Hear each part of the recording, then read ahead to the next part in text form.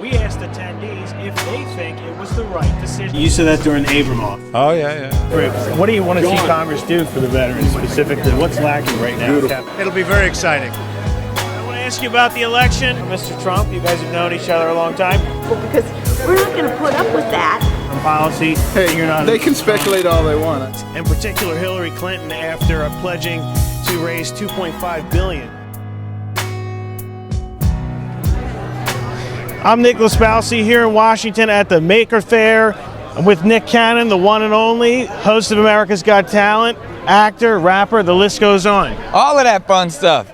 Creator, maker. That's what I am today. I'm a maker.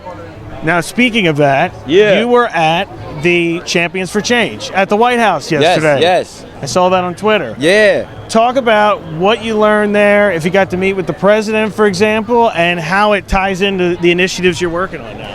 It was awesome to have an opportunity to get out there with the Champions for Change at the White House. And really, I was informed about so many of the maker initiatives and the things that are going on in the DIY community and all the fun stuff that we're doing at Radio Shack and bringing Make to the community, directly to every neighborhood, and even infusing it into the education system. And, that's what it was all about. You talked here at the fair about education. Yes. And when you were in public education, you were saying you didn't necessarily receive the best education, but you changed along the way, and it affected your current initiatives and issues that you're passionate about. I wasn't given the best education early on in the public school system. So once I got to a place where I can actually come to DC and talk about different initiatives and curriculum, I so see the importance in making sure that the arts and the STEM programs are infused into our education to allow us to take it to that next level, because otherwise these kids are going to be too bored to go off and do other things. And their energy, they will be considered bad, and they will want to medicate us, and they will say we forgot about them, and they're disenfranchised and all those things. But if they challenge us, if they give us the opportunities, they give us the proper essentials, we can be makers, doers, and believers of tomorrow, all right? Why did you pick education as something that's really important right now? I would honestly say when we're trying to rebuild communities and recondition mindsets, it starts with education. And, I always say the two things that are the most important to the community are education and jobs.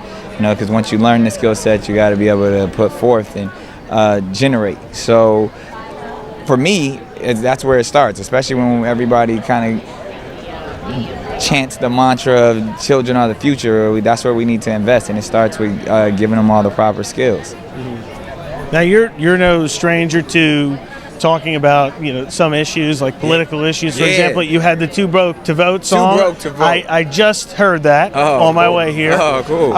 What issues did you touch upon there? Why did you pick to talk about that and voting necessarily in the 2016 election? Because everybody gets excited about the mindset, oh, you got to vote. But do you really understand what you're voting for, especially when it's on the executive level? I mean, I'm a strong believer in making sure you embrace your community, and you start that process there and educating yourself on what the policy is in your own community that affects you directly. But I think a lot of times we all get caught up in election years when it comes to the pageantry of who the president is going to be.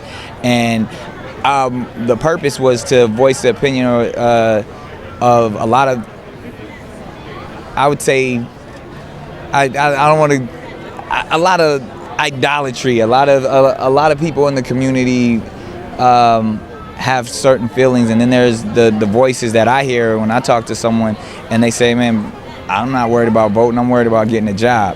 And that's what we were really trying to express in that spoken word piece. So, that a lot of people agree with it, a lot of people didn't agree with it, but it created the conversation, and I think that's what it is. I just want people to educate themselves on the process and not get caught up in the fanfare or the popularity contest.